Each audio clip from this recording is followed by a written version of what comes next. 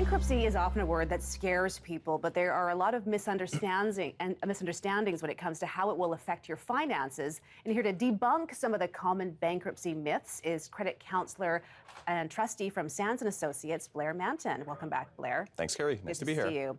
There is certainly a negative stigma attached to bankruptcy. Why is that? Well, people think bankruptcy is the end of the story. You know, my life's over, I filed for bankruptcy. It's really the opposite. Bankruptcy is your chance to start again. You get a second chance at life. You get to get rid of all this debt that's, really burdened you probably for years that you've been dealing with.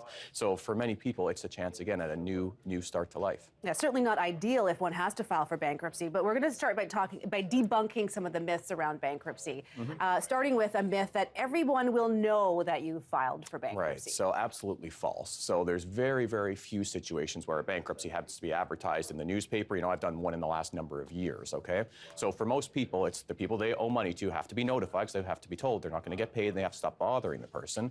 My regulator has to know I'm a licensed trustee, so my regulator has to be aware of every filing that I do, but that's about it. Your employer is typically not notified.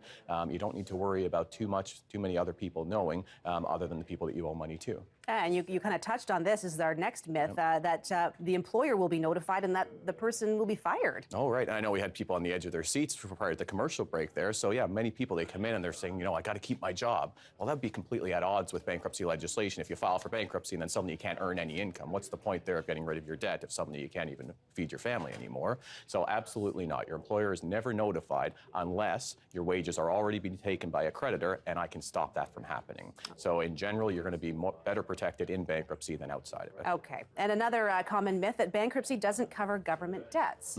So I have a lot of people come in to see me and they'll tell me all about their credit card debts, but then they'll say at the end of the meeting, and I've got this big tax debt and I've got this big student loan, but I know you guys can't help with that. Absolutely false.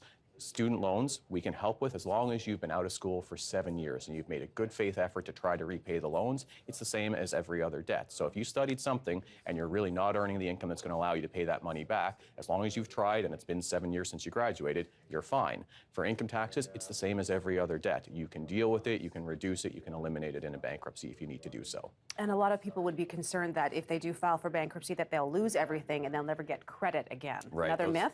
Two huge concerns that people have. So first off, just about everybody keeps their assets when they go through a bankruptcy, because most of the time when people come to see me, they've already gotten rid of anything superfluous in their life.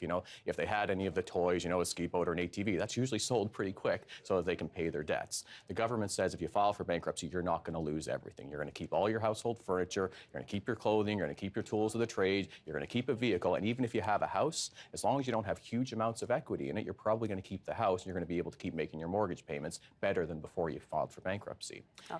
And from a credit point of view, you will get credit again. So most people after bankruptcy are actually a better credit risk. Within 2 to 3 years of a bankruptcy, typically you can rebuild your credit, even though it's a 6-year impact after you finish. Okay, so it takes a little bit while, but it can be there. Takes a bit of time. Okay, and bankruptcy is the only option. This is what a lot of people think. Again, a myth.